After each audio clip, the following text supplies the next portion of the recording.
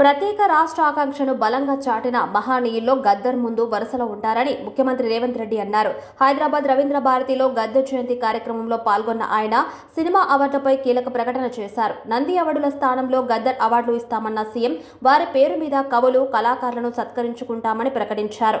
సినీ ప్రముఖులకు ఇచ్చే నంది అవార్డుల స్థానంలో ఇకపై గద్దర్ పేరిట అవార్డులు ఇస్తామని ముఖ్యమంత్రి రేవంత్ రెడ్డి ప్రకటించారు. ఇటీవల కాలంలో సినీ ప్రముఖులు కలిసి నంది అవార్డును పునరుద్ధరించాలని కోరగా ఆ నిర్ణయానికి వచ్చినట్లుగా పేర్కొన్నారు. వచ్చే ఏడాది నుంచి గద్దర్ జయంతి రోజున ఆ పురస్కారాలు అందిస్తామని చెప్పారు. హైదరాబాద్ రవీంద్ర భారతిలో జరిగిన గద్దర్ జయంతి వేడుకల్లో వెల్లడించారు. ముఖ్యమంత్రి నిర్ణయాన్ని స్వాగతిస్తూ మంత్రులు ఆయన్ని అభినందించారు. కవులు, కళాకారులకు, సినీ ప్రముఖులకు రాష్ట్ర ప్రభుత్వం తరపున ఇచ్చే అవార్డులకు గద్దర్ అవార్డుల పేరిట ఇస్తాం. నా మాటే శాసనం, నా మాటే జీవో అని ఈ సందర్భంగా తెలియజేస్తున్నాం. గద్దర్ జయంతి రోజున పురస్కారాలను అందిస్తాం. వారి సేవలను స్మరించుకునేందుకే ఈ నిర్ణయాన్ని ఇక్కడ ప్రకటిస్తున్నా. గద్దర్ స్ఫూర్తిలో తెలంగాణలో ప్రజాపాలన సాగుతుంది. గద్దర్ మాటలే మాకు స్ఫూర్తి.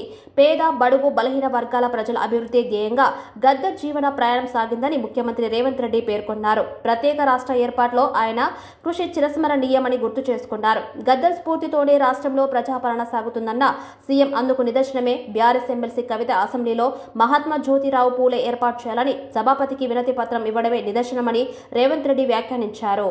కాంగ్రెస్ ను కాలగర్భంలో కలిపేందుకే భారత రాష్ట్ర సమితి, భారతీయ జనతా పార్టీ పనిచేస్తున్నాయని గద్దర్ ముందే అప్రమత్తం చేశారని రేవంత్ రెడ్డి గుర్తు చేసుకున్నారు.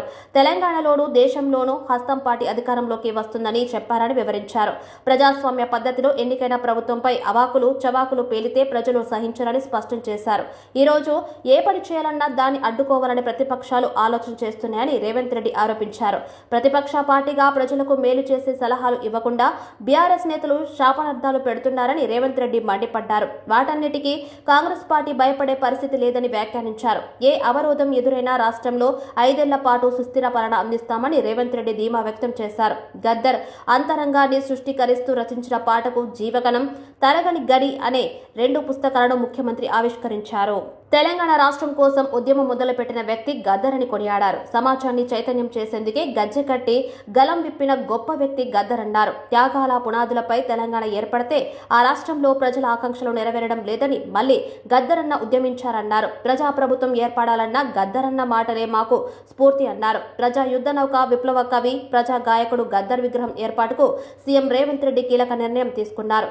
గద్దర్ విగ్రహం ఏర్పాటుకు చేస్తామని ఎన్నికల సందర్భంగా రేవంత్ రెడ్డి హామీ ఇచ్చారు. గద్దర్ విగ్రహాన్ని ఏర్పాటుకు సంగారెడ్డి జిల్లా తెల్లాపూర్ మున్సిపాలిటీ చేసిన తీర్మానానికి ప్రభుత్వం ఆమోదం తెలిపింది. విగ్రహ ఏర్పాటుకు అనువైన స్థలాన్ని కేటాయిస్తూ ఉత్తర్వులు వెలువడ్డాయి. ప్రభుత్వ నిర్ణయంపై ప్రజా సంఘాలు హర్షం వ్యక్తం చేశాయి. కాగా గద్దర్ అవార్డు పేరు ప్రకటించడంతో ఉప ముఖ్యమంత్రి మల్లు భట్టి విక్రమార్క వచ్చి సీఎం రేవంత్ రెడ్డిని ఆలింగనం చేసుకున్నారు. మంత్రి పొన్నం ప్రభాకర్, కమ్యూనిస్ట్ నాయకులు సీఎం నిర్ణయాన్ని ప్రశంసించారు. మరోవైపు గద్దర్ భారీ విగ్రహాన్ని ఏర్పాటు చేసేందుకు కూడా ప్రభుత్వం ఏర్పాటు చేస్తున్నట్లు విషయం తెలిసిందే. తెలంగాణ ఉద్యమంలో గద్దర్ తన ఆటపాటలతో ప్రజలు సామాజిక సేవా కార్యక్రమాల్లోనూ పాల్గొన్నారు. ఈ కార్యక్రమంలో ఉప ముఖ్యమంత్రి భట్టి విక్రమార్క, మంత్రులు జూపల్లి కృష్ణారావు, పొన్నం ప్రభాకర్, ఎమ్మెల్యేలు, గద్దర్ కుటుంబ సభ్యులు తదితరులు పాల్గొన్నారు.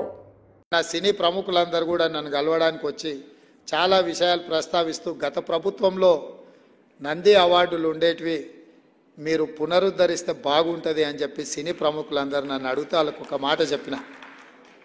నంది అవార్డులు కాదయా, ఖచ్చితంగా మా ప్రభుత్వం అవార్డులు ఇస్తుంది, ఆ అవార్డుల పేరు గద్దర్ అవార్డులు ఉంటాయని చెప్పి.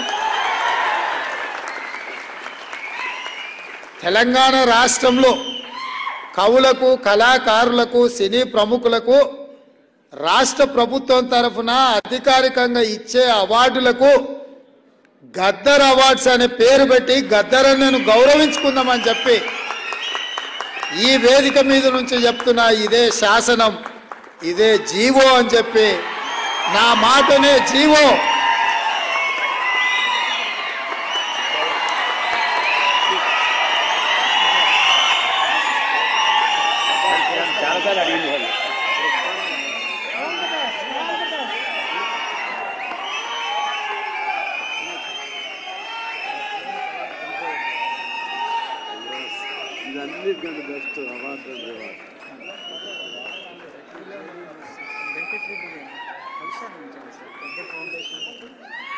నాకు గద్దర్ అన్న గారికి చాలా సన్నిహిత సంబంధం ఉంది. రాష్ట్ర కాంగ్రెస్ నాయకత్వం ఆ రోజు పిసిసి ప్రెసిడెంట్గా రేవంత్ రెడ్డి గారు, ఏఐసిసి ఇన్ఛార్జీలుగా ఉన్నటువంటి మాణిక్రావు ఠాక్రే గారు అందరూ కలిసి తెచ్చుకున్న తెలంగాణ రాష్ట్రం బందీ అయిపోయింది, ఈ బందీకారాల నుంచి దీన్ని విడిపించాలి, తెలంగాణ సమాజం కన్న కలల్ని నిజం చేయాలంటే దాన్ని అర్థం చేసుకున్నటువంటి ఇందిరమ్మ రాజ్యం కాంగ్రెస్ పార్టీ అధికారంలోకి వస్తేనే వాళ్ళ సమస్యలు పరిష్కారం అవుతాయి. ఆ సమస్యల పరిష్కారం కోసం వాళ్ళ కోసం మనం ఇందిరమ్మ రాజ్యాన్ని తీసుకొని రావాలి. ఈ రాష్ట్రంలో కాంగ్రెస్ పార్టీ కోసం కాదు, ఈ రాష్ట్ర ప్రజల కోసం మనం కాంగ్రెస్ ప్రభుత్వాన్ని ఇందిరమ్మ రాజ్యాన్ని తీసుకొని రావాలని చెప్పి ఒక ఆలోచన చేసి కార్యక్రమాన్ని చేపట్టాం. ఓ పక్కన ముఖ్యమంత్రి గారు, ఇప్పుడున్నటువంటి ముఖ్యమంత్రి గారు పిసిసి ప్రెసిడెంట్గా సభలు సమావేశాలు పెద్ద ఎత్తున పెట్టుకుంటూ వారు ప్రయత్నం చేస్తూ ఉంటే సిఎల్పి లీడర్గా నన్ను ఆదిలాబాద్ నుంచి ఖమ్మం వరకు పాదయాత్ర చేయమన్నప్పుడు గద్దరన్న ఆ పాదయాత్రకు నామకరణం చేసింది ఆయనే. పీపుల్స్ మార్చ్ అని పేరు పెట్టింది ఆయన. దానికోసం పాట రాసింది ఆయనే. వయసు సహకరించకపోయినా తన జీవితం మొత్తం అడవిలో ఉన్నటువంటి బిడ్డల కోసం, అణగారిన వర్గాల కోసం, అసమానతతో ఇబ్బంది పడుతున్నటువంటి ప్రజల కోసం నా జీవితం మొత్తం అంకితం చేశాను. చివరి దశలో ఉన్నాను. ఒక్కసారి వాళ్ళందరినీ కలిసి పలకరించాలి. నేను ఎక్కడెక్కడో మారుమూలలో ఉన్నటువంటి అడవి ప్రాంతాల్లో ఉన్న గూడాలు నేను అజ్ఞాతవాసం అక్కడ ఉండి పనిచేశాను. వాళ్ళని కూడా కలవాలి, నీ పాదయాత్రలో నేను కూడా నడుచుకుంటూ వస్తాను అక్కడి నుంచి అని చెప్పి అక్కడి నుంచి పాపం ఖమ్మం వారికి నడిచారు. వారు కూడా ఆరోగ్యం సహకరించిపోయిన మండుటెండలు కలిసిన పరిస్థితి దగ్గర పాత జ్ఞాపకాలు, ఆయన పాడిన పాటలు, ఆయన కలిసిన స్నేహితులు, ప్రజలు చెప్పిన సమస్యలు,